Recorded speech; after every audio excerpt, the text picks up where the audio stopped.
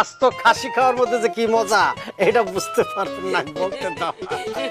কি কোন দুলাভাই আপনি কথা, হ্যাঁ কি কয় পুরা আস্ত খাসি খাইয়া ফেলবে? এই যে তোমার বিয়ার সামনে, তো তোমার বিয়ায় আমি আস্ত খাসি খাইয়া দেখাই দেব আমি কেমন ভোজন রসিক। ঠিক আছে দেখেন দুলাভাই এটা দেখতে বোঝান করে দেন। যাও যাও বাইন্দা রাখ। আমা আসেন, আসো নদী। এই তাই বাতি বুতি লাগান, বিয়া না। আল্লাহ জানে জামাই এসেই যেভাবে খাওয়ার কথা বলতেছে, না জানি বিয়ের দিন কি কেলেঙ্কারিটাই না বাধায় ফেলে।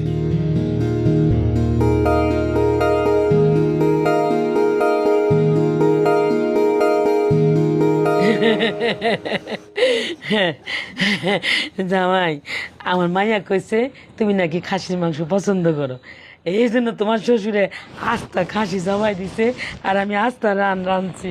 খাও। জামাইয়ের জন্য এরকম আয়োজন করবো শ্বশুর বাড়িতে, এটাই তো স্বাভাবিক আয়োজন। দেখা আমার তো আম্মা মনে হইতেছে নতুন জামাই নতুন জামাই। শুরু করি তাহলে না? জামাই রে, জামাই আদর না করলে মান সম্মান থাকে, আমার দাদি কইছে। এই যে আম্মা একদিন পরে আপনারা জামাইয়ের যে মর্যাদা এটা বুঝতে পারছেন, এই জন্য থ্যাংকস। না বাবা, খা, রান্না মুরগিটা কামড়টা দা দা দা।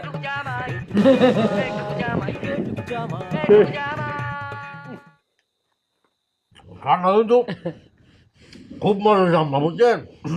খুব মজা, খুব মজা। তাদের একটা ফ্যানটা দেন, ফ্যান ফ্যান। হায় হায়, এত কিছু রান্না করলাম জামাইয়ের লেগে, জামাই এখন ফ্যান চাইতেছে। আমি তো সব ফ্যান গরুরে খাওয়াই ফেলছি, এখন ফ্যান কই পাই লাগো। আপনার কিছু চিন্তা করতেছেন? না, খা, তুমি খা। খুব মজা হয়েছে তো, আপনি ফ্যানের ব্যবস্থা করেন, ফ্যান ফ্যান ফ্যান। আচ্ছা তুমি খাও, আমি আনতেছি।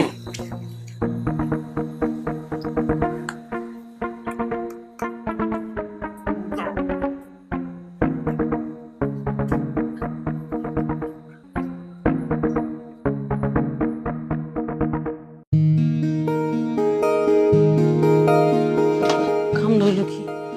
আমার লোক কেমন এত ভুল হইল? হ্যাঁ, কি ব্যাপার মা, কই যাও? জামাই বলে বাতের ফ্যান খাইব, আমি তো